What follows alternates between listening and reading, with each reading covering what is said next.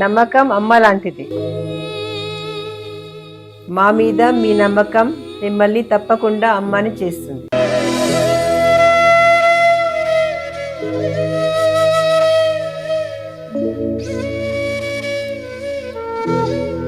నేడు ఎంతో మంది మా మీద నమ్మకంతో అమ్మాయారు. మీకోసం అమ్మతనం ఎదురు చూస్తుంది. వివరాలకు సంప్రదించండి కిరణ్ ఇన్ఫర్టిలిటీ సెంటర్, హైదరాబాద్, బెంగళూరు, చెన్నై, ఢిల్లీ. మిథునం వారికి కనుక చూసుకున్నట్లయితే మిథున రాశి వారికి ప్రధానంగా మిథున లగ్నం కానివ్వండి, మిథున రాశి కానివ్వండి, మీకు అసలు రుణ రోగ శత్రుత్వాలు ఏ రకంగా ఏర్పడతాయి గుర్తుపెట్టుకోండి. ఏ రకంగా అవి ఫ్రూట్ఫుల్ అవుతుంటాయి, ఏ రకంగా మీకు ఎటువంటి మాటలు మాట్లాడారు, ఎటువంటి యాక్షన్స్ వల్ల, ఏ గ్రహం వల్ల ఏర్పడితే ఏ దానం ఇవ్వాలనేది నేను వీడియో ఎండింగ్ వరకు చెప్తాను. వీడియో ఎండింగ్ వరకు చూడండి. అయితే ఈ యొక్క అంశాలు చెప్తుంది నేనైనప్పటికీ చెప్పిస్తుంది సాక్షాత్ లలిత అమ్మవారిగా భావిస్తూ, ప్రధానంగా ఇక్కడ ఒక విషయం ఏంటంటే, మీరు ఎప్పుడు కూడా మిథున లగ్నం అంటేనే ideology, communication, good thinking levels, నడిచే వికీపీడియా అని చెప్తుంటా ఇప్పుడు నేను. అలాంటి ఐడియా తెలివిగా ఉండేటువంటిది గొడవ సంబంధమైన వాటికి అగ్రెసివ్గా కనుక వెళ్ళినట్లయితే వీళ్ళ హెల్త్, వెల్త్ అన్నీ, అంటే పూర్వజన్మలో ఉండే బ్యాడ్ కర్మ అన్ని యాక్టివ్ అయిపోతూ ఉంటాయి మిథునం వారికి. సో వీళ్ళు ఎంత జాగ్రత్తగా కమ్యూనికేట్ చేస్తూ ఎంత లౌక్యంగా ఉంటే వీళ్ళ లైఫ్లో అంత బెనిఫిట్స్ పొందుతారు.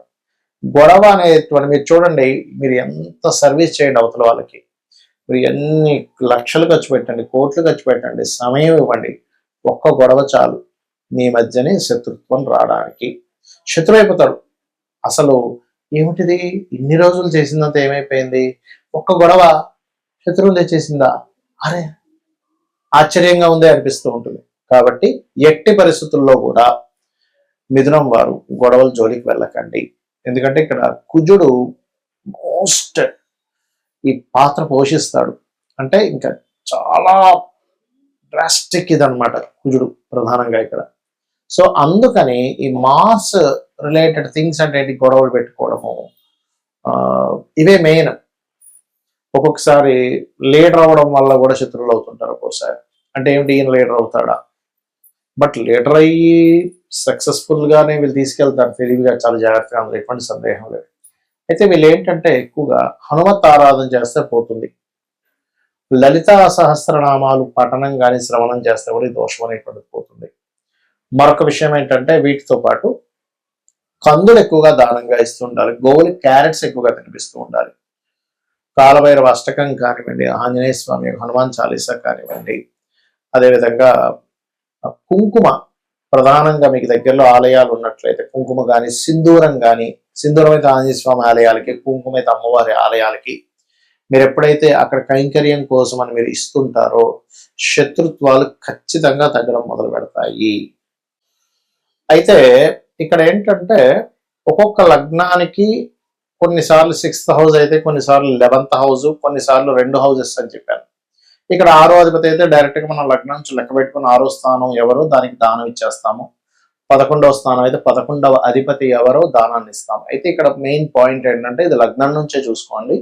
లగ్నము తెలియదు అనుకునేటువంటి వారు రాశి జోలికి వెళ్ళొచ్చు, అందులో ఎటువంటి సందేహం లేదు. అయితే ఇక్కడ ఇప్పుడు ఒక్కొక్క గ్రహం వల్ల కూడా ఒక్కో రకంగా వస్తూ ఉంటుంది. ఇప్పుడు రవి ఉండి పాడయ్యారు అనుకోండి, తండ్రి మూలంగానే రుణము, తండ్రి మూలంగానే అప్పులు.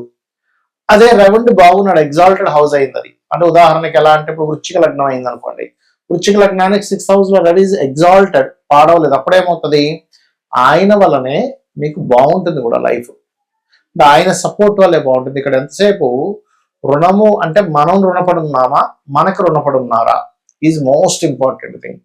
ఇలా ఎప్పుడైతే మనకు రుణపడి ఉన్నారు అనేటువంటిది ఎగ్జాల్టెడ్ ప్లానెట్స్ వల్ల వస్తాయి.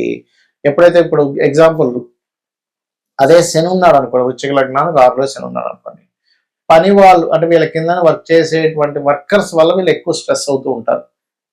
వాళ్ళ వల్ల ఇలా అవ్వడం, డిస్టర్బెన్సెస్ అవ్వడం, ఇవన్నీ కూడా జరుగుతూ ఉంటాయి అట్లా. అయితే ఇక్కడ ఏంటంటే మెయిన్గా గమనించవలసినటువంటిది, ఇక్కడ ఎప్పుడైతే మీకు రవి ఉండి పాడయ్యాడు అప్పుడు గోధుమలు దానంగా ఇవ్వండి. కేజీ-పావు గోధుమలు, రెడ్ కలర్ క్లాత్. ఫస్ట్ అయితే 7 వీక్స్ ఇవ్వండి. వీలైనంత మటుకు సూర్య ఆలయాలకు వెళ్ళండి. తండ్రి యొక్క బ్లెస్సింగ్స్ తీసుకోండి. ఎందుకంటే వాళ్ళతోనే గొడవలు కూడా ఉంటాయి.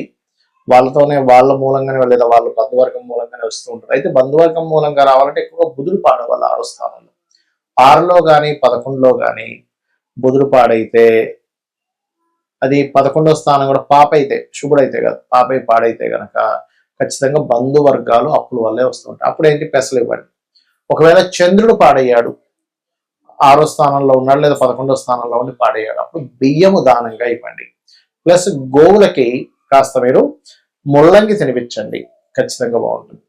అలా కాకుండా కుజుడు పాడయ్యాడు అనుకోండి, కుజుడు ఎక్కడ పాడవుతాడు, కర్కాటకంలో పాడవుతాడు. అంటే కుంభలగ్నం వాళ్ళకి అవుతుంది కుజుడు మెయిన్ గా పాడవడం. లేదా పాపగ్రహాలతో కలిసి ఉంటే అది ఎనీ లగ్న 6th హౌస్ లో కనుక పాపగ్రహాలతో కలిసి ఉన్నాడు కుజుడు, దాన్ని ఆటోమేటిక్ గా పాడైనట్టు అర్థం. ఒక్కొక్కసారి డైరెక్ట్ గా కలవు గ్రహాలు, ఇండైరెక్ట్ గా. ఒక్కొక్కసారి ఎలా అంటే ఇప్పుడు కుంభలగ్నం వారికి సర్వసాధారణంగానే మనకి ఈ చంద్రుడు 6వ అధిపతి అవుతాడు, సో సలిత ఉంటుంది. కానీ సమ్ టైమ్స్ ఆ చంద్రుడు చూడడానికి బాగానే ఉన్నాడు కదా అనిపిస్తుంది, కానీ దృష్టి కూడా ఉంటుంది. అంటే ఇక్కడ మనం కన్సిడర్ చేయాల్సింది ఏంటంటే దృష్టి ఎలా ఉంది, దాని మీద గోచారం యొక్క గ్రహాల యొక్క స్థితి ఎలా ఉంది ఈజ్ మోస్ట్ ఇంపార్టెంట్, గుర్తుపెట్టుకోండి. ఈ రకంగా చూసుకోవాలి. అదేవిధంగా మరొక విషయం ఏంటంటే ఇక్కడ గమనించినట్లయితే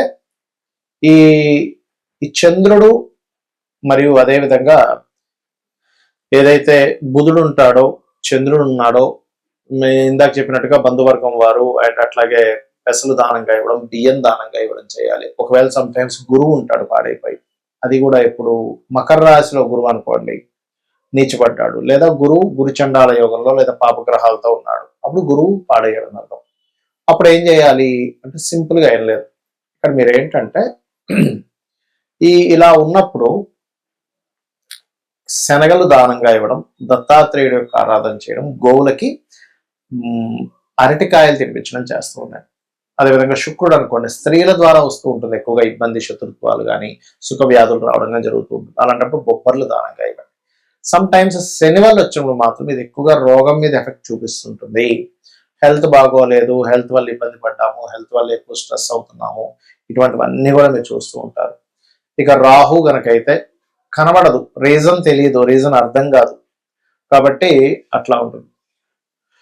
అండ్ అలాగే మరొక విషయం ఏంటంటే ఇక్కడ గమనించినట్లయితే కేతు గనకైతే కూడా, రాహుకేతులు ఇద్దరు కూడా అంటే సస్పీషియస్ గా ఎవరు చేస్తున్నారో అర్థం కాదు, శత్రుత్వం అట్లా ఏర్పడుతుంది. అలాంటప్పుడు మీరు రావి చెట్టు చుట్టూ ప్రదక్షిణాలు చేసుకోవడము, రాహుకేతువుల దగ్గర దీపారాధన చేయడము. ఒకవేళ కేతు ద్వారానే మీకు ఇబ్బంది వస్తుంది అన్నప్పుడు పర్టికులర్ గా గణపతి ఆలయాలకు వెళ్ళడము, ముఖ్యంగా మనకి కాణిపాకం ఉంది, కాణిపాకం వెళ్ళడం, ఇటువంటివి చేస్తూ ఉండాలి.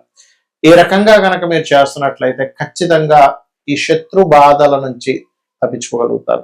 బికాజ్ ఆఫ్ మనకేంటంటే మన చుట్టూనే శత్రువులు వస్తారంటే ఎలాగ తండ్రి, తల్లి, బంధువర్గం రూపంలో, ఫ్రెండ్స్ రూపంలో, కొలిక్ రూపంలో మనం వాళ్ళకి రుణపడి ఉన్నాం, వాళ్ళతో మనం పూర్వజన్మలో శత్రుత్వాలు పెట్టుకున్నాం, ఆ శత్రుత్వం తీర్చుకోవడానికి వచ్చారు. దీన్ని మనం గొడవ పెట్టుకోకూడదు, దాన్ని అర్థం చేసుకొని వీలైనంత మట్టుకు చర్చలతో తగ్గించేసుకోవాలి. అప్పుడే ఈ రెమెడీ చేసుకోవడం ద్వారా మీకు ఈ ప్రాబ్లమ్స్ అనేటువంటివన్నీ కూడా క్లియర్ అవ్వడం జరుగుతుంది, గుర్తుపెట్టుకోండి. సమ్ టైమ్స్ కొంతమందికి దానం ఇవ్వలేని పక్షంలో గోవుకి తినిపించవచ్చు, అయితే నువ్వులు మాత్రం తినిపించొద్దు, నువ్వుల ప్లేస్ లో బెల్లము తినిపించవచ్చు. కొన్నిసార్లు తల్లిదండ్రులు ఇవ్వచ్చు ఈ దానాలు పిల్లల విషయంలో, అంటే పిల్లలకి హెల్త్ ఇష్యూ బాగాలేదు, తల్లిదండ్రులు ఇవ్వచ్చు, పిల్లలకి శత్రుత్వాలు పెరుగుతున్నాయి, తల్లిదండ్రులు ఇవ్వచ్చు. బట్ ఇక్కడ ఏంటంటే దీనికి మంత్రం కూడా ఉంటుంది. ఓం కర్పూర వీటి కామోద సమాకర్ష దిగంతరాయ నమః అని చేసుకోండి. అదేవిధంగా తూర్పు వైపు, ఇంట్లో లైట్ గ్రీన్ కలర్ తూర్పు వైపు వేసి అక్కడ రాముడి యొక్క పట్టాభిషేకం బొమ్మ గనక పెట్టినట్లయితే ఖచ్చితంగా మీకు ఈ శత్రు సంబంధించిన విషయాలని కూడా తగ్గుతాయి. శ్రీమాత్రే నమః.